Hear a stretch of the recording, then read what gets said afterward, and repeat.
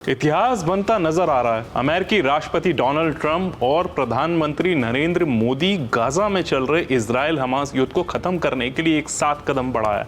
ये सिर्फ एक राजनीतिक पहल नहीं बल्कि पूरे विश्व के लिए शांति का संदेश है। आज हम आपको बताएंगे शांति प्रस्ताव की पूरी कहानी, युद्ध के आंकड़े और इसके संभावित प्रभाव के बारे में। गाजा संघर्ष की पृष्ठभूमि। गाजा संघर्ष की शुरुआत 7 अक्टूबर 2023 को हुई जब हमास ने इजराइल पर एक बड़ा हमला किया। इस हमले में लगभग 1200 इजरायली नागरिक मारे गए, जिनमें महिलाएं और बच्चे भी शामिल थे। इसके जवाब में इजराइल ने गाजा पट्टी में व्यापक हवाई और स्थल हमले शुरू किए। अब तक की रिपोर्ट्स के मुताबिक इस युद्ध में 66,000 से अधिक फिलिस्तीनी नागरिक मारे जा चुके, जिनमें अधिकांश महिला और बच्चे हैं।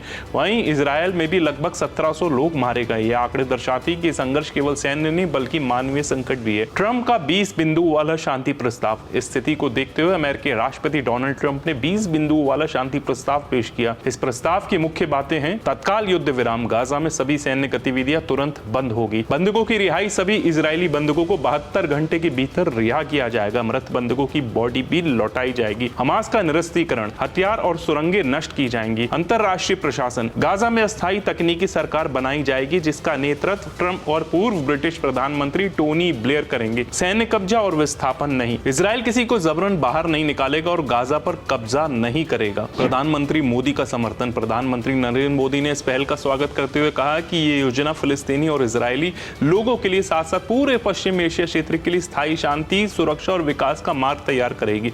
उन्होंने सभी संबंधित पक्षों से इस पहल का समर्थन करने की अपील की। इजराइल और अंतरराष्ट्रीय प्रतिक्रिया। इजराइल के प्रधानमंत्री बेंजामिन नेतन्याहू ने भी ट्रंप के शांति प्रस्ताव का समर्थन किया है। हालांकि इजराइल में कुछ आंतरिक विरोध भी सामने आए। वहीं हमास ने अभी तक कोई आधिकारिक प्रतिक्रिया नहीं दी है। अन्य देश जैसे मिस्र और कतर ने इसे फिलिस्तीनी स्वायत्तता की दिशा में सकारात्मक कदम बताया है। यदि सभी पक्ष इस पहल का समर्थन करते हैं तो युद्ध तुरंत समाप्त हो सकता है, बंधकों की रिहाई, गाजा में राहत और पुनर्निर्माण की प्रक्रिया शुरू हो सकती है। ये कदम पश्चिम एशिया में स्थायी शांति की दिशा में एक बड़ा प्रयास साबित होगा। तो सवाल यह है, क्या ट्रंप और मोदी की यह संयुक्त पहल गाजा में स्थायी शांति ला पाएगी? क्या बंधकों की रिहाई और युद्ध विराम संभव होगा? पूरी दुनिया की निगाहें अब इस पहल पर टिकी है।